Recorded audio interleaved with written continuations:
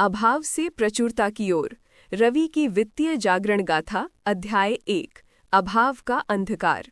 एक छोटे से शहर में रवि नाम का एक युवक रहता था, जिसके सपने बड़े थे पर उसकी जेब अक्सर खाली रहती थी। वो एक मेहनती इंजीनियर था, सुबह से शाम तक काम करता, पर महीने के अंत में उसका बैंक बैलेंस अक्सर शून्य के करीब होता था। रवि और उसका परिवार एक मध्यम वर्गीय जीवन जी रहा था, जहां हर खरीदी गई चीज, हर भरा गया बिल एक छोटी सी विजय और साथ ही एक बड़ी चिंता का कारण होता था। उनके घर में हमेशा पैसे की बात दबी जुबान में होती थी और रवि में बचपन से ही अभाव की इस मानसिक बेड़ी को अपने विचारों में जकड़ा महसूस किया था।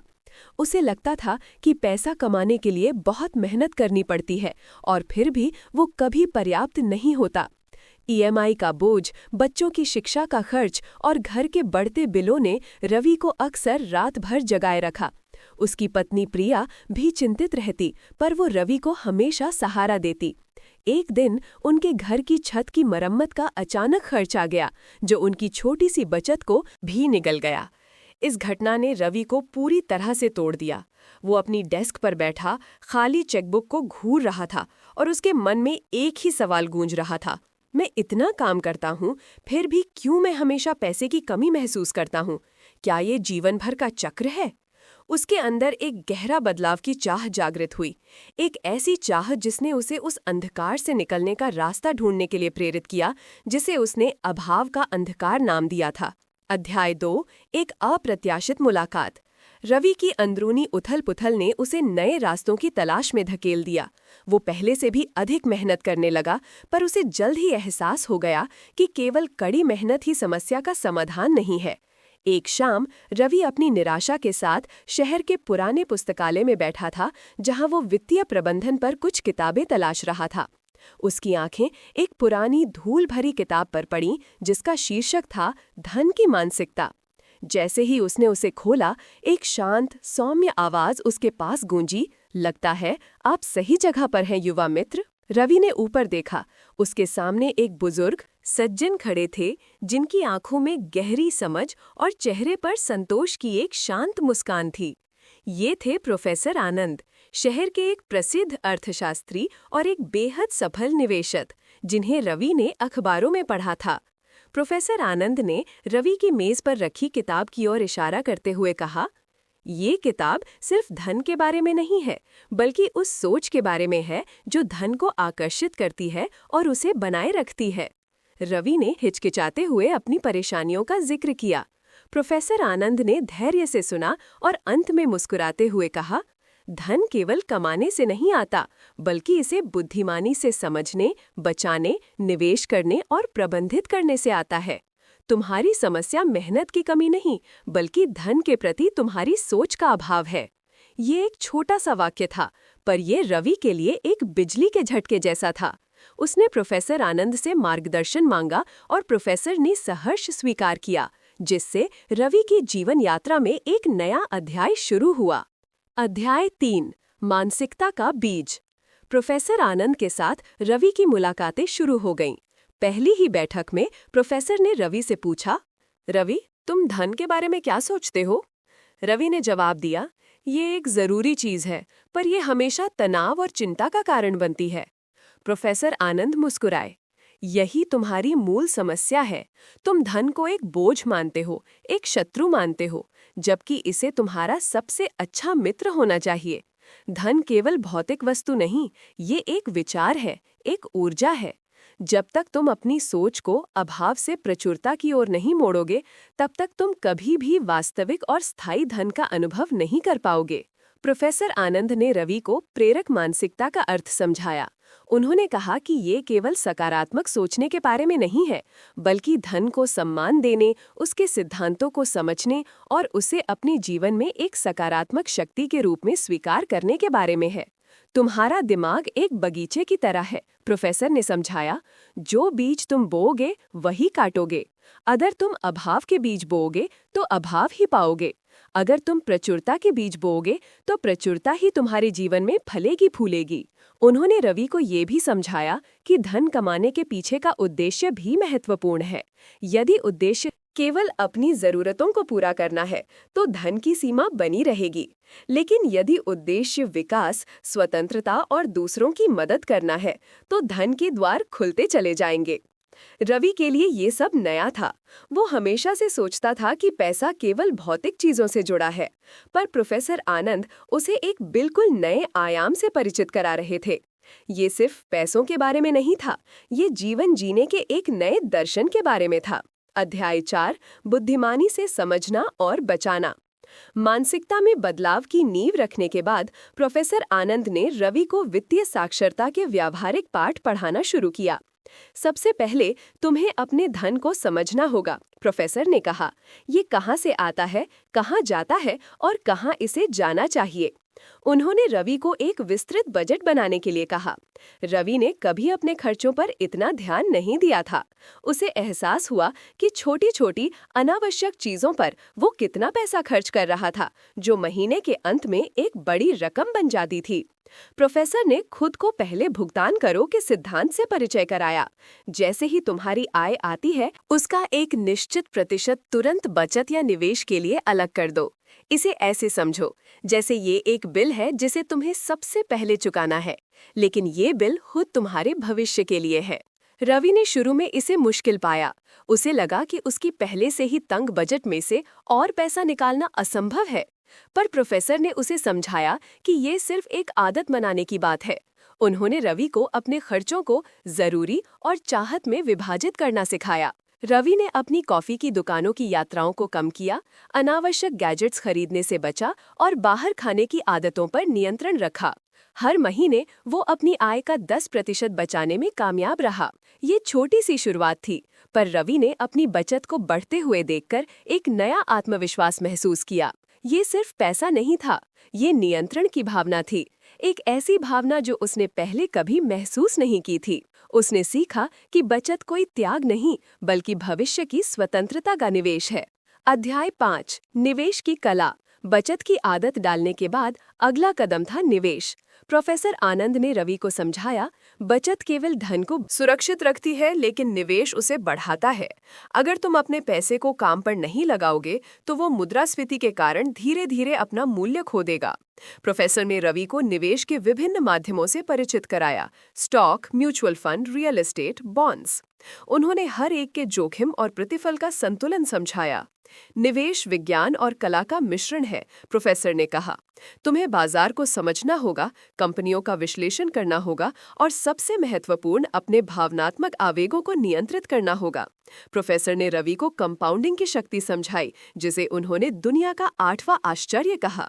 छोटे निवेश जब समय के साथ लगातार बढ़ते रहते हैं तो एक विशाल धन का पहाड़ बना सकते हैं।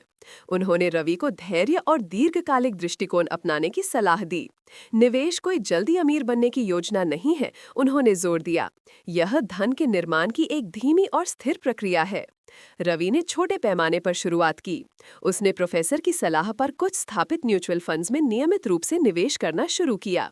शुरुआती उतार चढ़ाव उसे परेशान करते, पर प्रोफेसर आनंद उसे शांत रहने और दीर्घकालिक लक्ष्य पर ध्यान केंद्रित करने की याद दिलाते। धीरे धीरे रवि ने देखा कि उसके निवेश बढ़ रहे हैं। ये केवल वित्तीय लाभ नहीं था, ये एक नई समझ थी कि पैसा उसके लिए काम कर सकता है, बजाय इसके कि वो हमेशा पैसे के लिए काम करता रहे। उसने वित्तीय बाजारों की जटिलताओं को समझना शुरू किया और इसमें एक रोमांचक चुनौती पाई। अध्याय 6, प्रबंधन और अनुशासन की कसौटी। धन कमाना और निवेश करना एक बात थी, लेकिन इसे बुद्धिमानी से प्रबंधित करना और अनुशासन बनाए रखना एक बिल्कुल अलग चुनौती थी। प्रोफेसर आनंद ने रवि को समझाया, बाजार का उतार चढ़ाव, आर्थिक समाचार और जीवन के अप्रत्याशित खर्चे, ये सभी तुम्हारे वित्तीय अनुशासन की कसौटी हैं। रवि ने जल्द ही इस बात का अनुभव किया। एक बार शेयर बाजार में बड़ी गिरावट आई और रवि के पोर्टफोलियो में भी नुकसान दिखाई देने लगा। उसके दोस्त और सहकर्मी घबराकर अपने निवेश बेच रहे थे। रवि को भी डर लगा। उसने प्रोफेसर आनंद को फोन किया, जो हमेशा शांत और संयमित रहते थे। प्रोफेसर ने कहा, डर एक बुरा सलाहकार है रवि, बाजार हमेशा ऊपर नीचे होता रहेगा। महत्वपूर्ण ये है कि तुम अपने दीर्घकालिक लक्ष्यों पर टिके रहो। अगर तुमने अच्छी कंपनियों में निवेश किया है तो धैर्य रखो। हर गिरावट एक अवसर भी लाती है।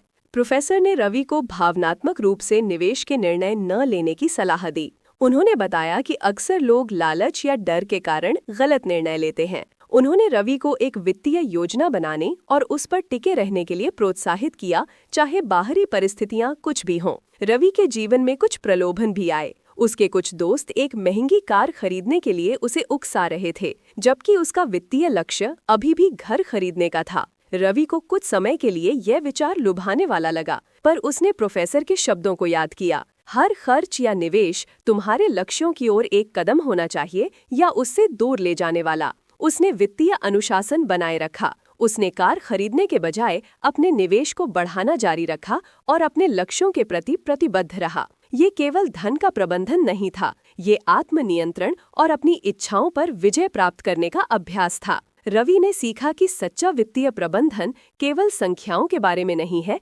बल्कि अपनी मानसिकता को नियंत्रित करने और अपने मूल्यों के प्रति सच्चा रहने के बारे में है। अध्याय 7, निरंतर सीखना और अनुकूलन प्रोफेसर आनंद का एक और महत्वपूर्ण सबक था। वित्तीय दुनिया कभी स्थिर नहीं रहती। जो कल काम करता था वो आज अप्रभावी हो सकता है। तुम्हें निरंतर सीखते रहना होगा और बदलते परिदृश्यों के अनुसार खुद को अनुकूलित करना होगा। रवि ने प्रोफेसर की बात को गंभीरता से लिया। उसने वित्तीय समाचार पत्र और पत्रिकाएं पढ़ना शुरू किया, आर्थिक विश्लेषणों पर ध्यान दिया और वित्तीय विशेषज्ञों के पॉडकास्ट सुने। उसने वित्तीय सेमिनारों में भी भाग लिया और उन लोगों से सीखा जो पहले से ही वित्तीय रूप से सफल थे। उसने सीखा कि बाजार में नए अवसर कैसे उत्पन्न होते हैं और नए जोखिम कैसे सामने आते हैं। उदाहरण के लिए, जब क्रिप्टो करेंसी का चलन बढ़ा तो रवि ने पहले इसे समझा, इसके जोखिमों और संभावनाओं का आकलन किया और फिर प्रोफेसर से सलाह लेकर एक छोटा विचारशील निवेश किया। ये जल्दी अमीर बनने के लालच में कूदना नहीं था, बल्कि निरंतर सीखने और नए अवसरों को समझने की क्षमता का परिणाम था। रवि ने ये भी सीखा कि उसकी वित्तीय रणनीति को समय समय पर समीक्षा और अनुकूलन की आवश्यकता है। उसकी आय बढ़ती थी, उसके खर्च बदलते थे और उसके जीवन के लक्ष्य विकसित होते थे। हर साल वह अपनी वित्तीय योजना का पुनर्मूल्यांकन करता था और आवश्यकतानुसार समायोजन करता था। ये केवल पुस्तकों से सीखने तक सीमित नहीं था। रवि ने अपने अनुभवों से भी सीखा। हर गलत निवेश, हर बाजार का उतार चढ़ाव उसे एक नया सबक सिखाता था। उसने असफलता को सीखने का एक अवसर माना, न कि हार का संकेत। निरंतर सीखने और अनुकूलन की इस प्रक्रिया ने रवि को न केवल एक कुशल निवेशक बनाया, बल्कि एक दूरदर्शी व्यक्ति भी बनाया, जो हमेशा बदलते भविष्य के लिए तैयार रहता था। अध्याय 8, प्रचुरता का विस्तार। रवि की मेहनत, अनुशासन और निरंतर सीखने की इच्छा रंग लाई। कुछ ही वर्षों में उसकी वित्तीय स्थिति में अविश्वसनीय सुधार हुआ था। उसका बैंक बैलेंस अब चिंता का विषय नहीं था, बल्कि आत्मविश्वास का स्रोत था। उसके निवेश फल फूल रहे थे और उसने अब न केवल अपनी जरूरतों के लिए, बल्कि अपनी चाहतों के लिए भी पर्याप्त धन अर्जित कर लिया था। उसने अपनी पत्नी प्रिया के साथ एक आरामदायक घर खरीदा, जिसे उन्होंने हमेशा से सपना देखा था। उसके बच्चे अब सर्वोत्तम शिक्षा प्राप्त कर रहे थे, बिना किसी वित्तीय तनाव के। रवि ने निष्क्रिय आय के स्रोत भी बनाए थे। उसने कुछ रियल एस्टेट में निवेश किया था, जिससे उसे नियमित किराए की आय प्राप्त होती थी। उसने अपने इंजीनियरिंग के अनुभव का उपयोग करते हुए एक छोटी कंसल्टेंसी फर्म भी शुरू की थी, जो उसे एक अतिरिक्त आय देती थी और उसे अपने ज्ञान को दूसरों के साथ साझा करने का अवसर देती थी। पर रवि के लिए ये केवल व्यक्तिगत धन के बारे में नहीं था। प्रोफेसर आनंद ने हमेशा उसे सिखाया था कि सच्चा धन तभी पूरा होता है जब उसे साझा किया जाए।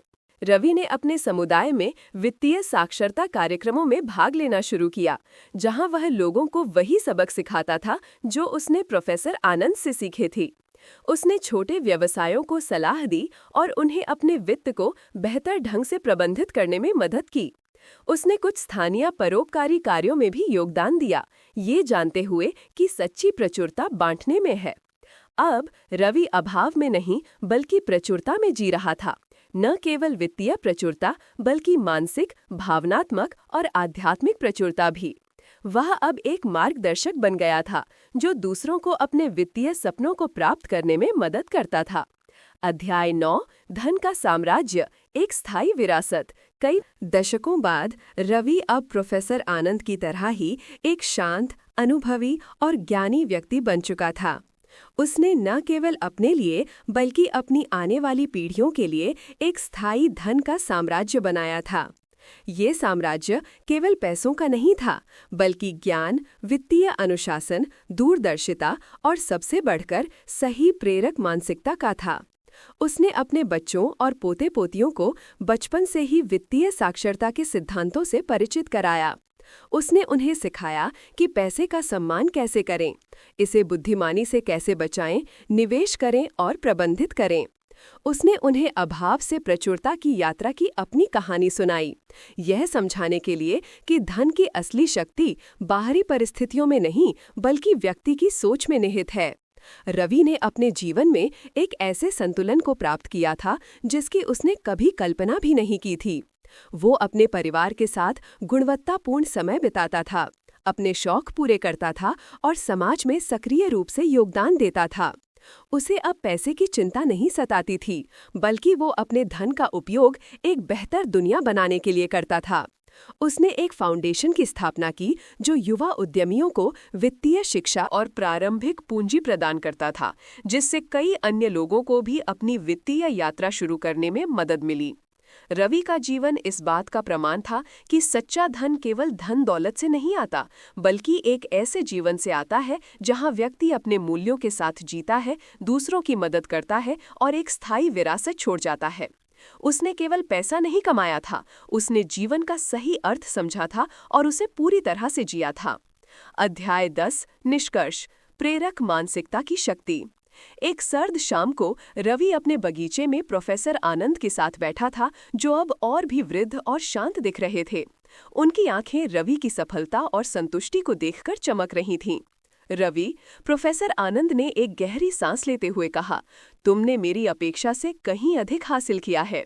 तुमने केवल धन नहीं कमाया, बल्कि तुमने अपनी सोच को बदला है और यही सबसे बड़ी दौलत है। रवि ने विनम्रता से सिर झुकाया। ये सब आपके मार्गदर्शन के बिना संभव नहीं था प्रोफेसर। आपने मुझे सिखाया कि सफलता की कुंजी केवल कड़ी मेहनत में नहीं, बल्कि सही प्रेरक मानसिकता में निहित है। आपने मुझे सिखाया कि धन केवल कमाने से नहीं आता, बल्कि इसे बुद्धिमानी से समझने, बचाने, निवेश करने और प्रबंधित करने से आता है। प्रोफेसर आनंद मुस्कुराए। अपनी सोच को अभाव से प्रचुरता की ओर मोड़ना, वित्तीय अनुशासन अपनाना और निरंतर सीखना ही वास्तविक और स्थायी धन का साम्राज्य बनाता है। तुमने ये साबित कर दिया है। रवि अब एक प्रेरणा स्रोत था। उसकी कहानी शहर में गूंजती थी, एक ऐसे व्यक्ति की कहानी जिसने अभाव के अंधकार से निकलकर प्रचुरता के प्रकाश को गले लगाया। उसने सीखा था कि वास्तविक धन बाहरी चीजों में नहीं, बल्कि तुम्हारे अंदर की सोच और मूल्यों में है। ये यात्रा केवल वित्तीय स्वतंत्रता की नहीं थी, बल्कि आत्मखोज और आत्मसिद्धि की थी।